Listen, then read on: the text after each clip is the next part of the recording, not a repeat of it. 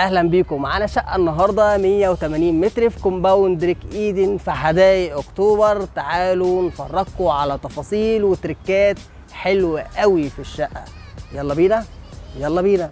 وقبل ما نطلع نشوف الشقه وحلاوتها، تعالوا اوريكم جمال المدخل، لانه من المداخل اللي عجبتني جدا بهدوءها وجمالها زي ما انتم شايفين. عايز اقول لك حاجه مهمه جدا، لما تشطب شقتك معانا هتاخد شقه رايقه وهاديه زي ما انت شايف. شغلنا جميل وراقي ورايق. احنا هنا في كومباوند ريك ايدن في شقه 180 متر، عباره عن ريسبشن و3 غرف وحمامين ومطبخ، وبنسلمها النهارده بفضل الله. تعالوا نوريكم بعض التفاصيل. بص يا سيدي، احنا هنا في الريسبشن كبير، قسمناه لقطعتين. عندي هنا منطقة الانتريه والشاشة، وعند المنطقة التانية وهي منطقة السفرة. لازم بنعمل اول تصميم 2D علشان نحدد اماكن الفرش اللي بناء عليها بنقدر نعمل توزيع الكهرباء المميز. لما حددنا اماكن الفرش، فعندي هنا الشاشة بنعمل تأسيس الشاشة.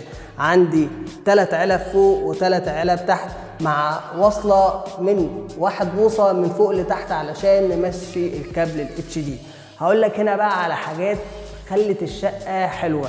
الارتفاع بتاع السقف مش كبير، فقررنا ان احنا نعمل في السقف بيت نور عادي جدا بإضاءة مخفية، ودخلنا التراكات اللي انت شايفها. هتدي انطباع ان احنا عاملين ماجنتيك، وفي نفس الوقت عاطت اضاءة كويسة واضاءة عالية وشكلها مميز.